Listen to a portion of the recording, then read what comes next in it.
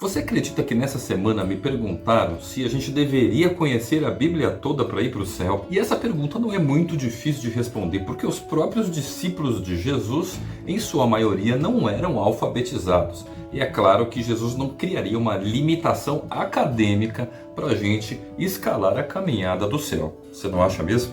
E com isso eu estou querendo mostrar para você que a igreja tem um costume que às vezes é um pouco elitista demais, academicista demais, que no fundo é uma maneira que eles utilizam para formar uma liderança que vai ter a capacidade de controlar os membros. Só que Jesus nunca se preocupou com isso, tanto que ele chamou pescadores para serem seus discípulos, inclusive pessoas que eram consideradas até mesmo criminosas. E um dos grandes motivos que faz com que as pessoas deem tanta importância para um livro sagrado do que para Jesus se dá porque a Bíblia é colocada num certo tipo de pedestal em que aparentemente ela tomou o lugar de Jesus para se tornar o caminho que nos conduz ao Pai.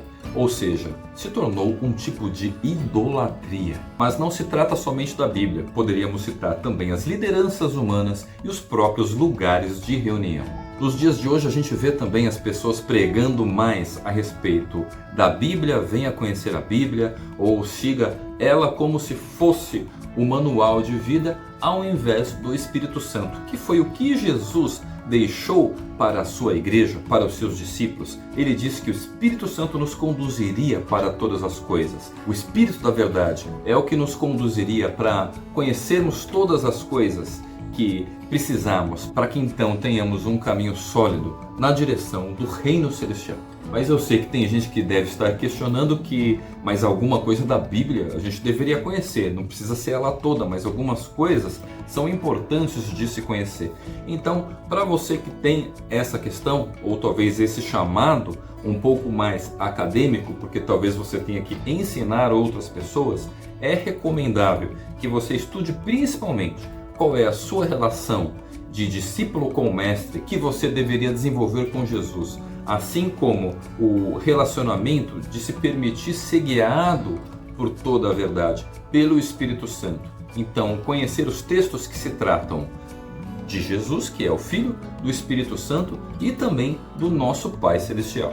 Agora, se eu puder recomendar para você uma coisa que é essencial, é conhecer aquilo que Jesus nos ensinou. E como exemplo eu poderia citar para você a própria parábola da casa construída sobre a rocha e a casa construída sobre a areia.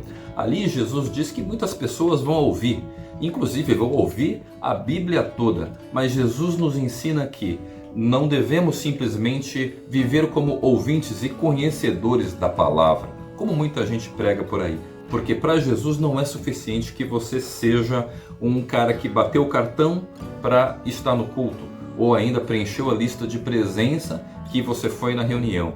Porque ele nos ensina que temos que ouvir e praticar as suas palavras, que são, mais propriamente, tudo aquilo que ele nos ensinou nos capítulos de Mateus 5, 6 e 7, que é chamado também de Sermão da Montanha. E entenda comigo, meu irmão, que eu não estou questionando simplesmente o livro sagrado que costumam chamar de Bíblia. Existem diversos outros livros em que, sob esse alicerce, as pessoas costumam constituir religiões do livro. E se você gostaria de refletir mais a respeito desse assunto, dá uma olhadinha então aqui nesse vídeo que eu já gravei a respeito desse assunto. E a gente se vê nas próximas palavras.